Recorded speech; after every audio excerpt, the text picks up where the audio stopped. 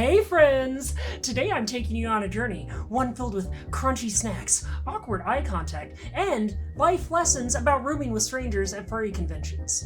Wow, that was a mouthful. Have you ever roomed with someone you didn't know at all beforehand? Yeah, I have too. And let me tell you, I am never making that mistake again. This is a story of why. So to understand this, we need to rewind a bit.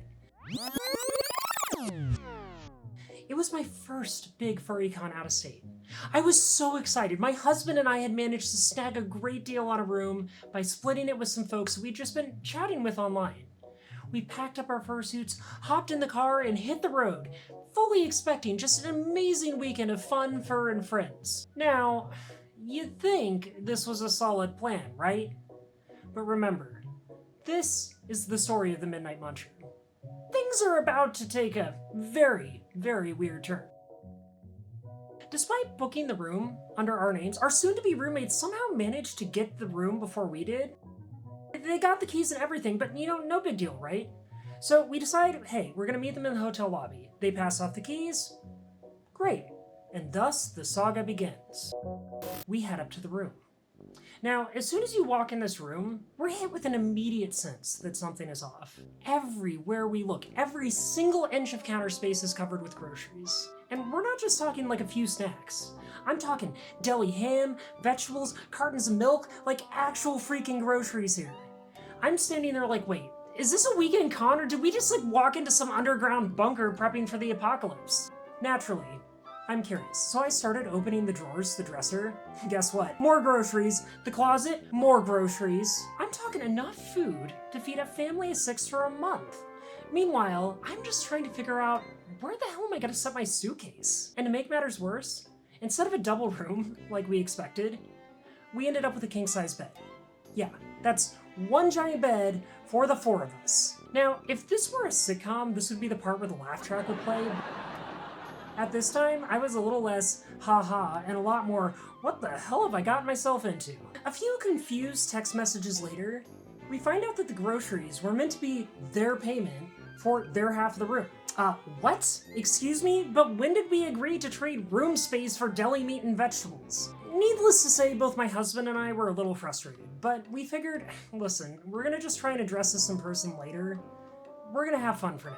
So, after a long day of hanging out with friends at the convention, we head back to our room, and it's around midnight. We're both exhausted, but in good spirits. I decide, hey, I'm gonna send our roommates a quick text message. We're going to bed. Try not to wake us up when you come in, okay? Normal, courteous con things. Little did I know, I was about to meet the Midnight Muncher face to face. Let me paint the scene for you.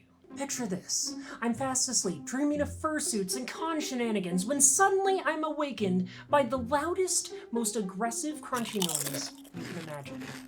I groggily open my eyes, still half asleep, and what do I see?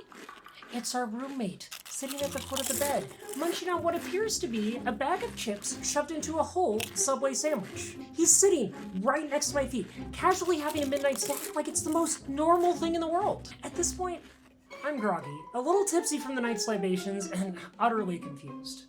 So in my half-conscious state, I ask, what are you doing? This guy, he turns to me, still crunching, and with a straight face, motions to the sandwich like I should have known. I'm eating, he says, as if it's the single most obvious thing in the world. Okay, cool, listen, I get you're eating, but maybe not on the bed I'm trying to sleep in and in the middle of the night. Now, there are moments in life where you question every decision that's led you to that point. This was one of those moments for me. I lie there, staring at the ceiling, listening to this guy demolish his chips and sandwich monstrosity for what feels like an eternity. Finally, after what must have been the loudest meal of this guy's entire life, he decides it's time to turn in. Now, remember, we're in a king bed. One guess where you think he's gonna go. Yeah, you guessed right. Right next to me. Covered in crumbs, like some sort of snack-coated cryptid, he worms his way over, chip dust and all, and suddenly, I feel his breath on my face. I open my eyes, and there he is, deadlocked with mine. He's staring at me, unblinking. And then, with the calmness of someone offering me a business card, he whispers, if you play your cards right, We could have a three-way. What did he just say? There I am, trapped between confusion and horror and the smell of stale chips. How did I even end up here? Who is this guy propositioning me in the middle of the night, covered in the crumbs of his midnight feast? Before I could even process what just happened, he turns over and goes to sleep. Just like that. No follow-up, no clarification, just sleep. The next morning, I'm wide awake before the sun even comes up, sitting there, wondering if I dreamed this whole thing. But no, it was all real. And so we had to have the talk. You know, the kind of talk you never expect to have with a near stranger at a convention. We explained that his whole midnight snacking, creepy whispering situation was in no way okay, and that he needed to respect our personal space. Now, you'd think that would solve the problem, right? I mean, we laid down the law, explained the boundaries. All should be well now, right? Wrong! You thought wrong. Each night, it was the same thing. Crunch, crunch, crunch. More chips, more creepy whispers, more awkwardness. Each night, he'd sit there munching away as if he had no concept of time, space, or personal boundaries. It was like clockwork. He'd worm his way back into bed, covered in crumbs, smelling of stale chips. At this point, I realized I was trapped in my very own episode of The Twilight Zone. Except instead of eerie music, it was the sound of crunchy snacks echoing through the night. So what's the moral of the story, kids? I don't know. Needless to say, this was the first and the last time I ever roomed with someone I had never met in person before. Life lesson learned.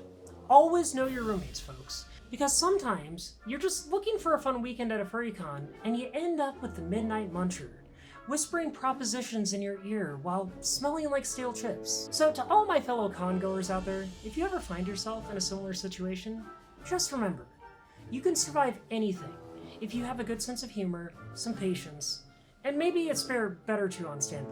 Hey, thank you so much for listening to this little adventure, to this little story. I want to hear what y'all thought of this down in the comment section below. I want to hear your craziest convention story. Do you want to see this come back as a series? I want you to tell me that. Alright, so don't forget to like this video if you enjoyed it, subscribe if you aren't already, and hey, listen, if you want to support me and see this channel grow, please consider checking out my Patreon. It's patreon.com/ashcoyote. Every little bit helps. I hope you all have a fabulous day. Goodbye. Bye. Bye. Bye.